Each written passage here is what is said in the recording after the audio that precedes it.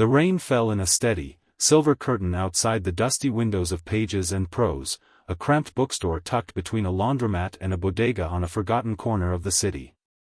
The neon sign flickered, its letters buzzing faintly, casting a warm, amber glow over the sidewalk.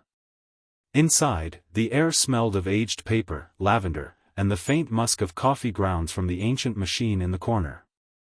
Shelves sagged under the weight of books, classics with cracked spines, dog-eared paperbacks, and obscure volumes no chain store would bother stocking.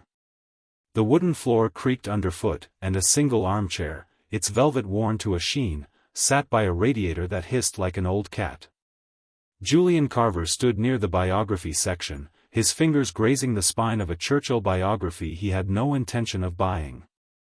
At 38, he was a man who moved mountains in boardrooms, turned failing startups into empires, and whose name was synonymous with wealth. His net worth, a string of zeros that could buy half the city, was the stuff of magazine covers and hushed conversations at gala dinners.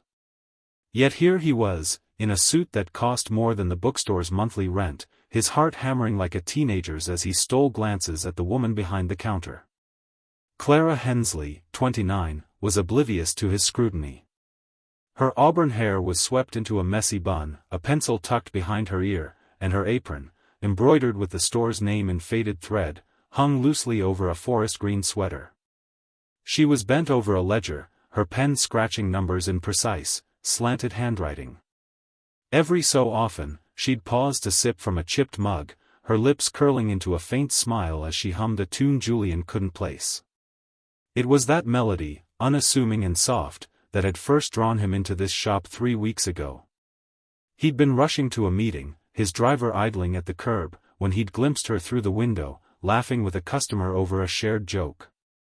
Her laugh was unguarded, her hands moving over a stack of books like they were treasures, not inventory. Something about her had stopped him cold, his phone forgotten in his hand, the meeting no longer urgent. He'd walked in, bought a random novel, and left with her smile burned into his mind. Since then, Julian had returned every few days, each visit a calculated excuse to see her again. He'd bought books he'd never read, poetry collections, obscure histories, even a cookbook he'd never open. Each time, Clara would ring him up, her fingers brushing the covers as she commented, "Good choice," or "This one's a gem." Her voice was warm, like she meant it, and every word felt like a small victory. Julian, who negotiated multi-million-dollar deals without breaking a sweat, found himself tongue-tied over these fleeting exchanges. He'd linger, pretending to browse, memorizing the way her glasses slipped down her nose or how she tucked a stray curl behind her ear. He'd learned her name from the name tag.